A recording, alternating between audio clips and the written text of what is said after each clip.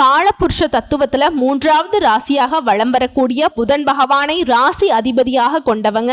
அன்பு சொந்தமான மிதுன ராசிக்கு வணக்கங்க. எல்லாரும் எப்படி இருக்கீங்க? புத்தி தெளிவா இருக்கு, வாழ்க்கை தெளிவா இல்லையே, அது ஒரு புறம் இருக்கட்டும். மிதுனம் அப்படின்னாவே பார்க்கறதுக்கு ஒண்ணுமே தெரியாத மாதிரி இருப்பீங்க. ஆனா உங்களுடைய காரியங்களை ஈஸியா செஞ்சு முடிக்கக்கூடிய அளவுக்கு ஆற்றல் படைத்தவங்க. அதே போல பயம் அறியாதவங்க. மற்றவங்க எல்லாம் முடியாதுன்னு ஒதுங்கக்கூடிய விஷயத்தை தான் இவங்க வம்படியா செய்வாங்க, வெற்றியும் அடைவாங்க. இது மட்டும் இல்லைங்க, எந்த நேரமா இருந்தாலும் சரி எல்லாருக்குமே உதவி செய்யக்கூடிய இயல்பு கொண்டவங்க. கற்பனை வளம் அதிகமா இருக்கும், கலை ஆர்வம் அதிகமா இருக்கும். என்னதான் இவங்களால எல்லாத்துலயுமே உறுதியா செயல்பட முடிஞ்சாலும் பொறுமையை கடைபிடிப்பாங்க. எதுவுமே நம்மளால முடியுங்கிற நம்பிக்கை கொண்டவங்க. பொறுத்தார் பூமி ஆழ்வாருங்கிறத மற்றவங்களுக்கு நிரூபிக்கக்கூடிய வகையில மிதுன ராசி செயல்படும். இவங்கள மாதிரி எல்லாம் யாராலையும் இவ்வளவு பொறுமையா இருக்க முடியாது. அட போப்பா சாமி, எனக்கு தேவையில்லை அப்படின்னு மற்றவங்க ஓடியே போயிடுவாங்க. ஆனா ஒரு காரியத்தை கையில எடுத்துட்டாங்கன்னா அதுல இருக்கக்கூடிய நுணுக்கங்களை ஃபர்ஸ்ட் ஆராய்ந்து தெரிஞ்சுப்பாங்க. அதுக்கப்புறம் தான் செயல்படவே ஆரம்பிப்பாங்க. இப்போ ஒரு உதாரணத்துக்கு சொல்லணும்னாக்கா, ஒரு எக்ஸாம் ஹாலில் போயிட்டு நம்ம கொஸ்டின் பேப்பர் கொடுக்குறாங்க அப்படின்னாக்கா, ஆன்சர் ஷீட்ல கை வைக்கிறதுக்கு முன்னாடி நம்ம கொஸ்டின் பேப்பரை முழுக்க படிச்சிட்டோம்னா ஓகேடா, இன்னைக்கு நல்லா தெளிவா இருக்கு, நம்ம படிச்சதெல்லாம் வந்திருக்கு அப்படிங்கிற மாதிரி ஒரு புரிதல் வரும் இல்லையா? இப்ப தெரியாம எழுதுவோம். இதுவே படிக்காம எடுத்த உடனே ஃபர்ஸ்ட் கொஸ்டின் தெரியுமா எழுதலாம் அப்படின்னு சொல்லிட்டு பார்த்த உடனே எழுதிட்டோம் அப்படின்னா கடைசியில் தெரிஞ்ச கொஸ்டினுக்கு கூட நம்ம எழுதாம வர்றதுக்கு வாய்ப்பு இருக்கு. ஏன்னா நமக்கு டைம் மேனேஜ்மெண்ட் வராம போயிடும். அது மட்டும் இல்லாம பதட்டப்படுவோம், பயப்படுவோம், இப்படி நிறைய விஷயங்கள் இருக்கு. முழுசா ஒரு கிளான்ஸ் பார்த்துட்டு எழுதுவோம் பார்த்தீங்களா? அந்த மாதிரி தான் மிதுனம் பொறுமையை ஃபர்ஸ்ட் கையாளும். ஒரு விஷயத்தை எடுக்கிறதுக்கு முன்னாடி அதுல என்ன இருக்கு, செய்ய முடியுமா முடியாதா, முடியாது அப்படிங்கிற பட்சத்துல நம்ம என்ன பண்ணணும், அதை முடிக்க முடியுமா அப்படிங்கிறதுல யோசிச்சு தாங்க பண்ணுவாங்க.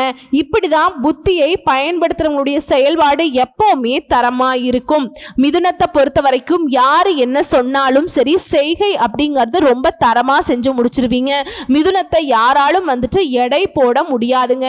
யாரையும் கொண்டு இவங்களுக்கு நிகரா வைக்க முடியாது. இப்படிப்பட்ட குணாதிசயங்கள் கொண்டிருந்தாலும் மிதுனம் இப்பவும் கஷ்டப்படுறதுக்கான காரணம் கேட்டீங்கன்னா, முன்னாடியே சொன்னோம் பார்த்தீங்களா, எந்த சூழ்நிலை இருந்தாலும் எந்த நேரமாக இருந்தாலும் எல்லாருக்கும் உதவி செய்வதனாலேயே மிதுனம் 20க்கும் தோத்துக்கிட்டு இருக்கு. இது இல்லைன்னு மறுக்க முடியுமா? சோ இப்படி வாழும் மிதுன ராசிக்கு தலைப்பை பார்த்திருப்பீங்க. 500 ஆண்டுகளுக்கு பிறகு வீடு தேடி வரக்கூடிய நபரால நவ பஞ்ச யோகம் மிதுன ராசிக்கு உங்களுடன் கைகோர்க்கும். அந்த நபரால நீங்க யோகமான வாழ்க்கையை வாழ போறீங்க. இந்த நவ பஞ்ச யோகம் மிதுன ராசிக்கு எந்த மாதிரியான பலன்களை கொடுக்க போகுது? வாழ்க்கை ஆல்ரெடி பார்த்தீங்கன்னாக்க அடி பாதாளத்துக்கு போயிட்டு இருக்கு. ஏதாவது மாற்றம் இருக்குமா, முன்னேற்றம் இருக்குமா? எந்த தருணத்திலையும் யாருக்கும் சிறிதளவு நாங்க துரோகம் செஞ்சது இல்ல, சிறிதளவு அவங்க கெட்டு போகணும்னு யோசிச்சது இல்ல. தெய்வத்துக்கிட்டே வழிபாடு வைத்தாலும் முழு மனதோடு எல்லாரும் நல்லா இருக்கணும், எல்லாருக்கும் எல்லாம் கிடைக்கணும் தான் வேண்டோம். ஏன் நாங்க மட்டும் இப்போ வரைக்குமே கஷ்டப்பட்டு இருக்கோம்? நாங்க நல்லதை மட்டும்தான் செஞ்சுக்கிட்டு இருக்கோம். கண்ணுக்கு தெரிஞ்ச ஒரு எறும்புக்கு கூட நாங்க துரோகம் நினைச்சதில்ல. அதனாலதான் இவ்வளவு கஷ்டப்படுறோம். கெட்டதை செய்யறவங்களெல்லாம் நல்லா இருக்காங்களே, இப்படி என்ன யோசிக்க வச்சுட்டியே கடவுளே, பெரிய குமுறல் இதுவாதாங்க இருக்கும். இப்படிப்பட்ட நிலையில அந்த தெய்வத்துக்கு நம்முடைய அந்த புலம்பல்கள் பிடிக்கலைங்க. போதும், மிதுனத்தை நம்ம கஷ்டப்படுத்தினது போதும், அவனுக்கு ஒரு நல்லதை பண்ணி விடுப்பா, அந்த பொண்ணுக்கு ஒரு நல்லதை பண்ணி விடுப்பா அப்படிங்கிற மாதிரி மிதுனத்துக்கு கடவுளோட கடைக்கண் பார்வை கிடைச்சிருக்கு. 500 வருஷத்துக்கு அப்புறமா ஒரு யோகம் உருவாகும். ஆமாங்க, இது எல்லா யோகம் மாதிரியும் சாதாரண யோகம் கிடையாது. 500 வருடங்களுக்கு முன்னாடி இந்த மாதிரி ஒரு யோகம் உருவாகி இருக்கு. இது திரும்பவும் உருவாகிறதுங்கிறது வாழ்க்கையில இப்போ யாருக்கு என்ன திசை வேணா நடக்கட்டும், எந்த கிரகங்கள் எங்க வேணாலும் உட்கார்ந்து இருக்கட்டும், புரியுதுங்களா? எவ்வளவு கஷ்டம் வேணா நீங்க பட்டுட்டு போங்க. இந்த யோகத்துடைய பலன்கிறது ஒட்டுமொத்தமா உங்க தலைவிதியே மாத்தி பிரம்மன் எழுதினா எப்படி இருக்கும், நீங்க ஆசைப்பட்ட மாதிரி எழுதினா எப்படி இருக்கும், அப்படிப்பட்ட யோகங்களை கொடுக்கக்கூடிய அமைப்பு தான் இந்த நவ பஞ்ச யோகம். சரிமா, யாரோ வீட்டுக்கு வரப்போறாங்க, என் கூட கை கோர்க்க போறாங்களா, இதனால நான் நல்லா இருக்க போறேன்னு சொன்னையே இல்லையா? யார் அது அப்படின்னு கேட்டீங்கன்னா, இந்த 500 ஆண்டுகளுக்கு பிறகு, அதாவது ராகு பகவான் உட்கார்ந்திருக்கக்கூடிய இடத்தையும் குரு பகவான் உட்கார்ந்திருக்கக்கூடிய இடத்தையும் பொறுத்துதான் இந்த நவ பஞ்ச ராஜயோகம் உருவாகி இருக்கு. இதனால மிதுன ராசிக்காரர்களுக்கு அதிர்ஷ்டம்ங்கிறது கதவை திறக்க போகுதுங்க.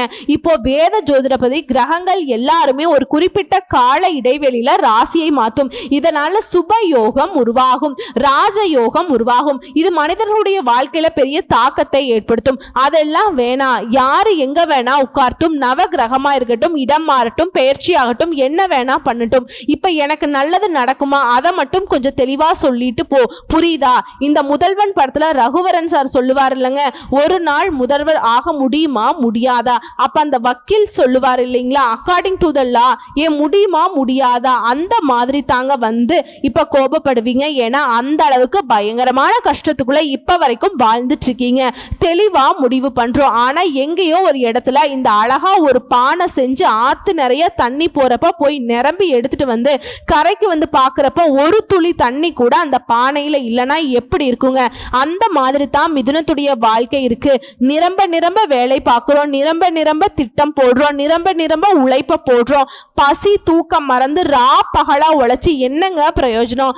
இதுக்கெல்லாம் விடை தெரியணும் இல்லையா? இதுக்கெல்லாம் ஒரு பலன் கிடைக்கணும் இல்லையா?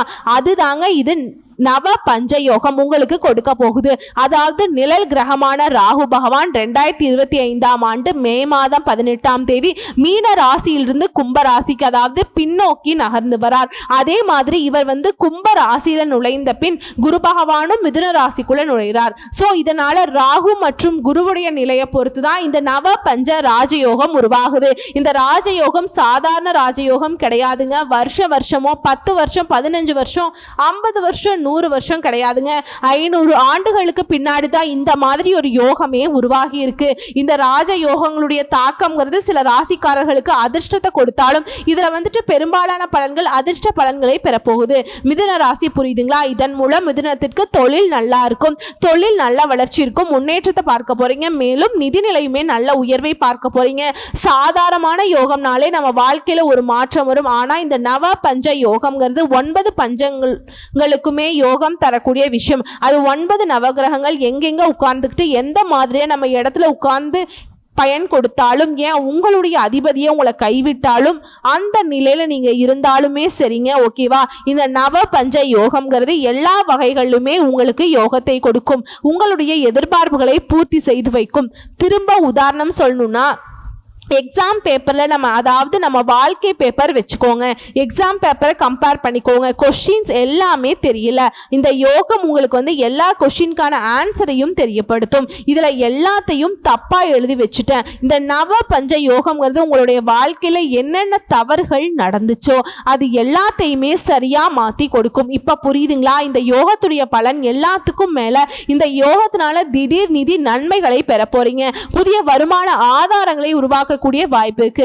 அதாவது நமக்கு தேவையான பணத்தை நம்மளே அச்சிடுற மாதிரி உங்களுக்கு தேவையான வருமானத்தை நீங்களே உருவாக்கிக்க போறீங்க.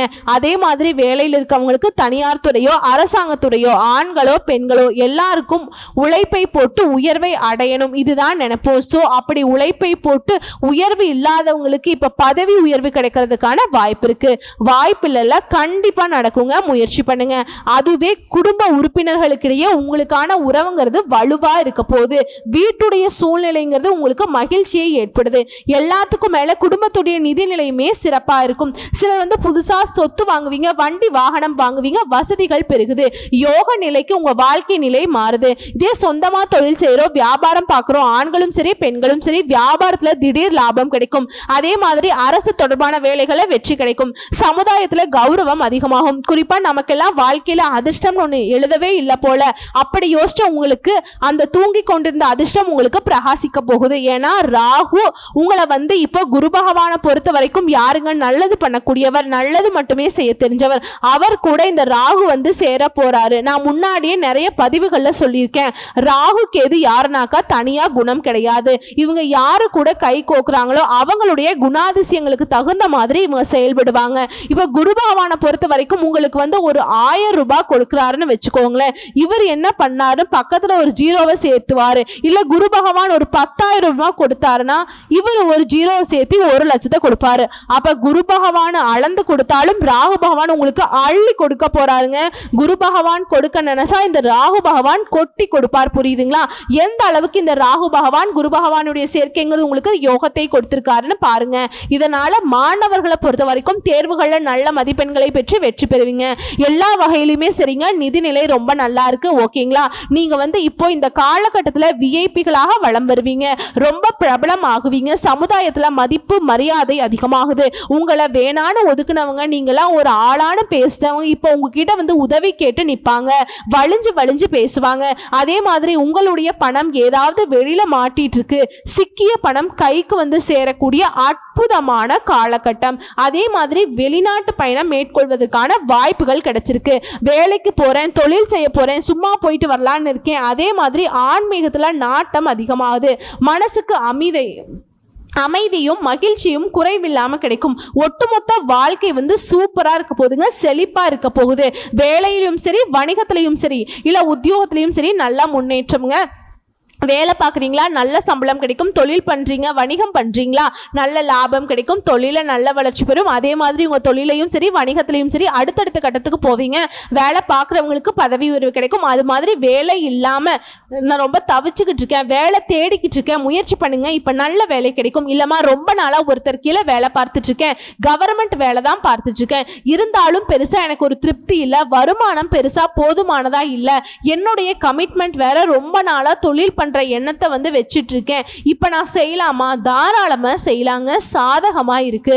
அதே மாதிரி நான் ஆன்லைன்ல வர்த்தகம் பண்ணிட்டு இருக்கேன், பணம் போட்டு பணம் எடுத்து இந்த மாதிரி இன்வெஸ்ட்மெண்ட் மூலியமா பணம் பார்த்துட்டு இருக்கேன். பெருசா தொழில் சிறப்பா இல்லை, நிறைய நஷ்டத்தை கூட பார்த்துட்டேன் அப்படிங்கிறவங்களுக்கு ஏற்கனவே செய்த பழைய முதலீடுகள் இருந்து கூட இப்ப லாபம் கிடைக்கக்கூடிய அளவுக்கு சாதகமான நேரம். என்ன ஒண்ணு, மிதுன ராசி ராகு பகவான் குரு கூட சேர்ந்து உங்களுக்கு சாதகமான பலன் கிடைச்சாலும் எதை செய்யறதுக்கு முன்னாடியும் திட்டமிட்டு செயல்படணும். எந்த முதலீடு பண்றதுக்கு முன்னாடியும் இந்த முதலீடு நமக்கு சிறப்பை ஏற்படுத்துமா, லாபத்தை கொடுக்குமாங்கிறத யோசிச்சு பண்ணுங்க. இருந்தாலும் நல்ல லாபம் கிடைக்கும். ஒரு வேலை தொடர்பா சொல்லுவாங்க இல்லையா, கொஞ்சம் வேலையா வெளியில போயிருந்த மாதிரி சொல்லுவாங்க இல்லையா, அந்த மாதிரி குறுகிய தூர பயணமோ அல்லது நீண்ட தூர பயணமோ போறதுக்கான வாய்ப்பு இருக்கு. அந்த பயணங்கள் கூட உங்களுக்கு நல்ல நிதி ஆதாயங்களை தரக்கூடிய வகையில தான் இருக்கும். எல்லாத்துக்கும் மேல மிதுன ராசிக்கு நடக்கிறது எல்லாமே நல்லதாவே நடக்கும். அதாவது நேர்மறையான மாற்றங்களை மட்டுமே கொடுக்கும். இது இத்தோட இல்லமா, இந்த மே மாதத்தை பொறுத்த வரைக்கும் கிரகங்களுடைய ராஜான்னு சொல்லக்கூடிய சூரிய பகவானும் புதன் பகவான் கூட மாற்றமாகறாங்க. இதன் விளைவாகவும் மிதுன ராசிக்கான பலன்கள் தனிப்பட்ட வாழ்க்கையிலும் சரி, தொழில் வாழ்க்கையிலும் சரி சிறப்பான பலன்களை அனுபவிக்க போறீங்க. பொருளாதார நிலையில பெரிய முன்னேற்றம் ஏற்படும். குடும்பத்தில் இருந்த மகிழ்ச்சியான சூழ்நிலை இருக்கும். திருமணம் ஆகாதவங்களுக்கு நல்ல வரன் அமையும். திருமணம் ஆனவங்களுக்கு இடையே நெருக்கம் அதிகமாகும். இந்த காலகட்டம் மாணவர்களுக்கெல்லாம் சிறப்பான காலகட்டங்க. பெரிய பெரிய தேர்வுகள் எல்லாம் வெற்றி பெற போறீங்க. அதே போல மிதுன ராசியை பொறுத்த வரைக்கும் யாராக இருந்தாலும் சரிங்க, 6 வயதிலிருந்து 60 வயது வரைக்கும் கொடுத்த வாக்கை நிறைவேற்ற முடியும். சொத்துக்கள்ல முதலீடு செய்ய இதுவே சிறந்த நேரமா இருக்க போகுது. அதே மாதிரி உங்க உடல் ஆரோக்கியம் சிறப்பா இருக்குங்க. இந்த ஆரோக்கியம்ங்கிறது உங்களுடைய முயற்சிகளுக்கு உறுதுணையா இருக்கும். ஏன்னா சுவர் இருந்தாதானே சித்திரம் வரைய முடியும். அந்த மாதிரி நீங்க நல்லா இருந்தாதான் உங்களுடைய செயல்பாடுகள் வெற்றி பெறும் இல்லையா? எல்லாத்துக்கும் மேல உங்களுடைய நீண்ட நாள் ஆசைகள் எல்லாமே அடுத்தடுத்து நடக்குங்க, நிறைவேறும். பணம்ங்கிறது பல வழிகள்ல வந்துட்டே இருக்கும். அதாவது பல வழிகள்ல வருமானம் வருவதனால நிதிநிலை அப்படிங்கிறது இரட்டிப்பாகும். நீங்க நினைச்சது எல்லாமே, நினைச்ச காரியங்கள் எல்லாமே வெற்றிகரமா செஞ்சு முடிச்சுக்க முடியும். எதிர்பாராத அதிர்ஷ்டத்தால திடீர் லாபத்தால மிதுனம் மகிழ்ச்சி கடல்ல திளைக்க போறீங்க. இது உத்தியோக பணிகள் இருக்கீங்களா, தனியார் துறையோ அரசாங்க துறையோ, ஆண்களோ பெண்களோ, அலுவலக சூழ்நிலைங்கிறது உங்களுக்கு சாதகமா இருக்கும். இது நாள் வரைக்கும் அப்படி இல்லவே இல்லை. ஒரு ஆபீஸ் இருக்குன்னா நீங்க மட்டும் தனித்து செயல்பட்டிருப்பீங்க, தனியா இருந்திருப்பீங்க. ஆனா இனி அப்படி ஒரு நிலை கிடையவே கிடையாதுங்க. எல்லாருக்கும் உங்களுக்கு கீழே இருப்பாங்க. உங்ககிட்ட வலிஞ்சு வலிஞ்சு பேசி உங்ககிட்ட உதவி கேட்டு நிற்பாங்க. உங்களுக்கு மதிப்பு மரியாதை உயர்ந்துகிட்டே போகும். உங்களுடைய நட்பெயரும் அதிகமாகும். எல்லாமே சூப்பராக இருக்குங்க. அதிகாரமும் அதிகமாக போகுது. சிறப்பான காலகட்டங்க. என்னங்க குறை? வேலை இல்லையா? வேலை கிடைக்கும். தொழில் நல்லா இல்லையா? தொழில் முன்னேற்றம் இருக்கும். லாபம் கிடைக்கும். குடும்பத்தில் மகிழ்ச்சி இல்லையா? அமைதி இல்லையா? இப்போ அது எல்லாமே கிடைக்கும். திருமணம் ஆகலையா? நல்ல வரன் கிடைக்கும். திருமணம் ஆயிடுச்சுமா? குழந்தை பாக்கியம் இல்லை, இப்போ குழந்தை பாக்கியத்துக்கான வாய்ப்பு கிடைக்கும். திருமணமாகி கணவன் மனைவி பிரிந்திருக்கோமா? இப்படி இருக்க ஒருத்தருக்கு ஒருத்தர் புரிதல் இல்லாமல் வாழ்க்கை போயிட்டு இருக்கு. இந்த காலகட்டம் இந்த ராகு குருவுடைய சேர்க்கைங்கிறது உங்களுக்கு எல்லா விஷயத்துலையுமே புரிய வைக்குங்க. ஒரு தெளிவு கொடுக்கும். ஒட்டு மொத்தமா எல்லாத்தையும் சரி செஞ்சு கொடுத்துரும். இன்னும் சொல்ல போனா மே மாதத்துல சூரிய பகவான் மே 14ஆம் தேதி ரிஷப ராசிக்கு போறார். அதுக்கு முன் மே மாதம் 6ஆம் தேதி கிரகங்களுடைய இளவரசர்னு சொல்லக்கூடிய புதன் பகவான் மேஷ ராசிக்குள்ள போறார். அதுக்கு பின்னாடி தேவர்களின் குருவான குரு பகவான் 12 ஆண்டுகளுக்கு பின்னாடி மே மாதம் 14ஆம் தேதி மிதுன ராசிக்கு வரார். இதுக்கு பின்னாடி மே 18ஆம் தேதி ராகு கேது வந்து அவங்களுடைய இடத்தை மாத்துறாங்க. எல்லாத்துக்கும் மேல இந்த மாசத்துடைய கடைசி நாளான 31ஆம் தேதி கூட சுக்கிர பகவான் மேஷ ராசிக்குள்ள போறார். இப்படி 6 கிரகங்களுமே ராசியை மாற்றுவதனாலுமே மிதுனத்திற்கு, அதாவது ராகுவும் குருவும் சேர்ந்துக்கிட்டு செஞ்சு வேலைங்க. இவங்க எல்லாம் அவங்கவுங்க பங்குக்கு நான் செய்கிறேன், நான் பண்ணுறேன் அப்படிங்கிற மாதிரி இவங்களால முடிஞ்ச வாய்ப்புகளை, அதிர்ஷ்டங்களை கொடுத்துக்கிட்டே இருக்காங்க. எதிர்பாராத அளவில் நல்ல முன்னேற்றத்தை பார்க்க போகிறீங்க. தொழிலாக இருக்கட்டும், வாழ்க்கையாக இருக்கட்டும், எதுவாக இருந்தாலும் சரிங்க, மிகவும் அதிர்ஷ்டகரமான நிலை இப்போ வந்து வாழ போகிறீங்க. நிதி ரீதியாக சிறப்பாக இருக்குது. பணம் பல வழிகளில் உங்களை தேடிட்டு வரும். தினசரி வருமானம் அதிகமாகும். பதவி உயர்வு, சம்பள உயர்வு, அது அரசியல்வாதிகளுக்கெல்லாம் சொல்லவே வேண்டாங்க. கொடிகட்டி பறக்க போறீங்க. புதுமண தம்பதிகளுக்கு குழந்தை பாக்கியம் கிடைக்கும். வேலை பார்க்குறியா? கூட வேலை பார்க்குறவங்களுக்கும் சரி, உயர் அதிகாரிகளுக்கும் சரி முழு ஆதரவை கொடுப்பாங்க. அப்புறம் ஒரு விஷயங்க, மிதுன ராசிக்காரங்க, இது வந்து பார்த்தீங்கன்னா பணக்காரர்களுக்கு தான் செட் ஆகுமா? இது வந்து படித்தவங்களுக்கு தான் செட் ஆகுமா? நான் எல்லாம் வந்து பார்த்தீங்கன்னா படிக்கல, எனக்கு இவ்வளோ வயசாகுது, ஆஹா ஓன்னு எதை சொன்னாலும் சரிங்க. மிதுன ராசியில் பிறந்த, மிதுன ராசியில் இருக்கக்கூடிய நட்சத்திரத்துக்கு எல்லாருக்குமே இப்போ ஒரு குழந்தை இருக்குது, அதாவது படிக்குது அப்படின்னா அதுக்கு என்ன தேவை? படிப்பில் நல்ல மார்க் வாங்கணும். நம்முடைய பெற்றோர்கிட்டையும் ஆசிரியர்கிட்டையும் நல்ல பாராட்டுகளை பெறணும். அதே மாதிரி ஃப்ரெண்ட்ஸ் மத்தியில் வந்துட்டு ஒரு மாதிரி ஹீரோ மாதிரி வளம் வரணும்னு தோணும் இல்லையா? இந்த மாதிரியில் கூலி வேலை செய்கிறவங்களுக்கு என்ன தோணும்?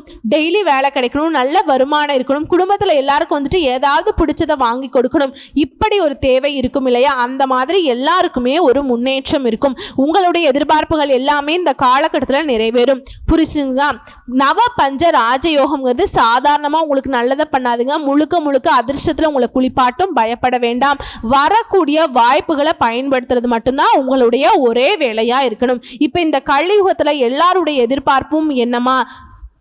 ஓடி உழைக்கிறது, வெளிநாட்டுக்கு போகிறது, அங்கே போகிறது, இங்கே போகிறது, நேரம் காலம் இல்லாமல் தூங்காமல், இப்படி எல்லாத்துக்கு பின்னாடி என்ன காரணம் இருக்குது? பணம். இந்த பணம்ங்கிறது, இந்த ராகு குருவுடைய சேர்க்கைங்கிறது உங்களுக்கு நிறைய வரும். நிறைய சேமிப்பீங்க, நிறைய சுப செலவுகளை பண்ணுவீங்க. கோயிலுக்கு கொடுக்கறது, ஃப்ரெண்ட்ஸுக்கு கொடுக்கறது, சொந்த பந்தங்களுக்கு கொடுக்கறது, வீட்டில் இருக்கக்கூடிய எல்லாருடைய தேவைகளையும் பூர்த்தி பண்ணுறது, இப்படி சுற்றி இருக்க எல்லாருமே இந்த பணம் மழையில் நனைய போகிறீங்க.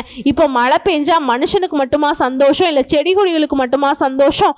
உலகத்தில் இருக்கக்கூடிய எல்லா ஜீவராசிகளுக்குமே அது ஒரு பயன் கொடுக்கும் இல்லையா?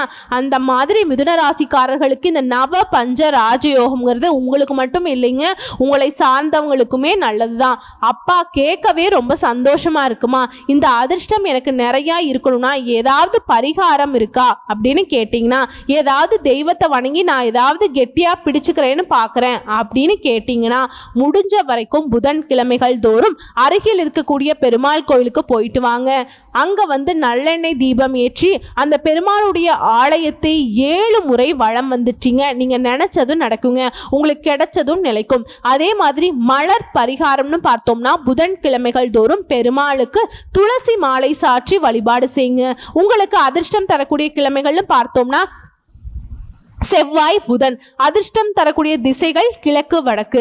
அதிர்ஷ்டம் தரக்கூடிய நிறம் ஆரஞ்சு, ஊதா, மஞ்சள். இந்த நிறங்களை அதிகமாக பயன்படுத்துங்க. அதிர்ஷ்டம் தரக்கூடிய எண்கள்னு பார்த்தோம்னா 1, 3, 5, 9. இரண்டாவது பரிகாரம் மற்றும் வழிபாடு. குருவை வணங்கி வர மனக்கவலைகள் நீங்கும். எதிர்பார்த்த வெற்றியும் கிடைக்கும், எதிர்பாராத வெற்றியும் கிடைக்கும். குடும்பத்தில் மகிழ்ச்சி ஏற்படும். குரு வணங்குறதுக்கு வியாழக்கிழமையை பயன்படுத்துங்க. வியாழக்கிழமைகள் தோறும் குருவிற்கு விரதம் இருக்கிறதுமே உங்களுக்கு சிறப்பு தான். அதே மாதிரி அந்த நாள்ல மஞ்சள் நிறத்தை அதிகமா பயன்படுத்துங்க. இது எல்லாத்துக்கும் மேல அன்னைக்கு விரதம் இருந்து துறவிகளுக்கு மஞ்சள் கலர்ல உடைகளை தானம் கொடுங்க. புரியுதுங்களா? எல்லா வகையிலுமே அதிர்ஷ்டம் நிலைக்கும். சோ இப்ப வரைக்கும் பார்த்த இந்த பலன்கள் எல்லாமே மிதுன ராசிக்கு அந்த ஒரு நபர்னு சொன்ன இல்லையா, குருவோட கை கோர்க்கும் ராகுனால மட்டும்தான் நீங்க இப்போ அதிர்ஷ்டத்தை அனுபவிக்க போறீங்க. வாழ்த்துக்கள், நல்லதே நடக்கும். நன்றி, வணக்கம்.